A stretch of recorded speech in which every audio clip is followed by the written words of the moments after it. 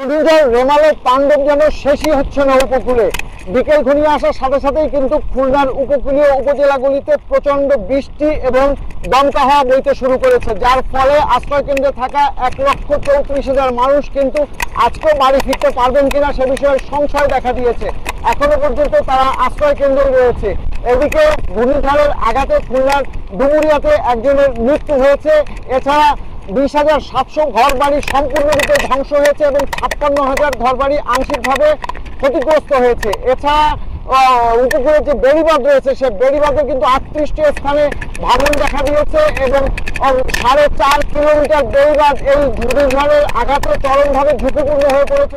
এখনো কিন্তু চারিদিকে থই থই পানি। পটুয়াখালী সদরে কিন্তু এত পরিমাণ পানি ঘূর্ণিঝড় সিডরের পরে কিন্তু মানুষ দেখেনি। আজকে কিন্তু হাঁটুর উপরে বিভিন্ন এলাকায় পানি জমে আছে, জলাবদ্ধতায় মানুষ কিন্তু নিমগ্ন রয়েছে। এছাড়াও বিভিন্ন স্থানের বেড়িবাঁধ ভেঙে কিন্তু পানি প্রবেশ করেছেন এবং বেড়িবাঁধের বাইরে প্রায় 25,000 মানুষ কিন্তু মানবেতর জীবনযাপন করছে।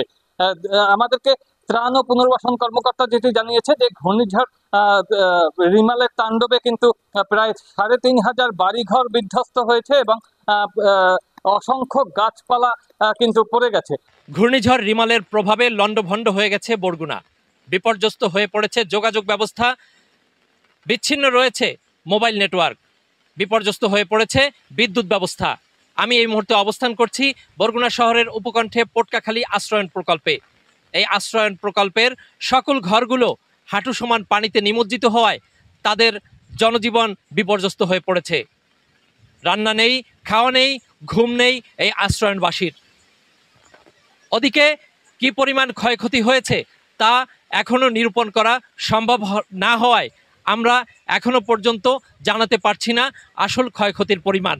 উপকূলীয় দ্বীপ জেলা ভোলায় ঘূর্ণিঝড় রেমালের যে প্রভাব তা এখনও রয়েছে। সকাল থেকে শুরু করে এখন বিকেল গড়িয়ে এলেও এখনও দমকা বাতাস এবং হালকা থেকে মাঝারি বৃষ্টি হচ্ছে। ভোলার চরপেশন, ঢালচর, কুকুরমুখী, মনপুরা সব বিভিন্ন চরাঞ্চলে এখনও প্লাবিত অবস্থায় রয়েছে। আমি কিছুক্ষণ আগে কথা বলেছি ভোলা জেলা প্রশাসনের কন্ট্রোল রুমে। সেখানে কর্মকর্তা জানিয়েছেন ভোলার 60টি ইউনিয়নের 2,23,000 মানুষ এই ঘূর্ণিঝড়ে আক্রান্ত হয়েছে। এর ভিতরে প্রায় 7,500 বেশি ঘর বাড়ি বিধ্বস্ত অবস্থায় রয়েছে। এছাড়াও গতকাল রাত থেকে এ পর্যন্ত ভোলায় 3 জনের প্রাণহানি হয়েছে।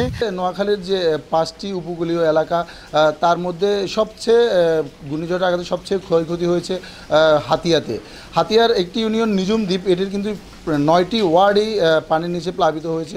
তো ওখানকার স্থানীয় যে চেয়ারম্যান দিনাজুদ্দিন তিনি আমাদেরকে যেটা জানিয়েছেন যে গতকালও কিন্তু স্বাভাবিকের তুলনায় 3-4 ফুট উচ্চতায় জোয়ার হওয়ায় কিন্তু ওখানকার যে নিম্ন অঞ্চল সবগুলোই প্লাবিত হয়েছে এবং এখানে চেওয়াখালী যে ব্রিজ যেটি হচ্ছে হাতিয়ার নিজুম দ্বীপে যাওয়ার যে প্রধান সড়কের মাঝখানে যে ব্রিজটি রয়েছে সেটি কিন্তু জোয়ারে ভেসে গেছে। এছাড়া যে নামার বাজার, আজকে দুপুরবেলা জোয়ারে নামার বাজারের যে ব্যবসায়ী প্রতিষ্ঠানগুলো আছে সেগুলো কিন্তু পানির নিচে প্লাবিত হয়েছে। উপকূলে বিশেষ করে শরণখোলা, মোড়লগঞ্জ, মোংলার উপকূলে প্রায় 75,000-এর বেশি মানুষ আশ্রয়কেন্দ্রে কিন্তু তারা আশ্রয় নিয়েছিল। রাতের জোয়ারে কিন্তু শরণখোলা, মোড়লগঞ্জ, মোংলা, বাগেরহাটের উপকূলীয় এলাকায় বিভিন্ন যে বেড়িবাঁধ ছিল সেটি কোথাও কোথাও ভেঙে এবং উপচে পানি প্রবেশ করায় এখন কয়েক লক্ষ মানুষ জলমগ্ন অবস্থায় দিন যাপন করছে। আমি সুন্দরবন পূর্ব বন বিভাগের ডিএফওর সঙ্গে কথা বলেছি, তিনি আমাদেরকে জানিয়েছেন গতকাল সন্ধ্যায় যখন সুন্দরবনে প্রথম দিকে ঘূর্ণিঝড়টি আঘাত আনে তখনই কিন্তু দুর্বাচরের যে জেটি ছিল সেটি কিন্তু ভেসে যায়। পাশাপাশি সুন্দরবনের অভ্যন্তরে যে পুকুর ছিল খনন করা বন্যপ্রাণীর জন্য সেগুলি কিন্তু জলমগ্ন হয়ে পড়ে।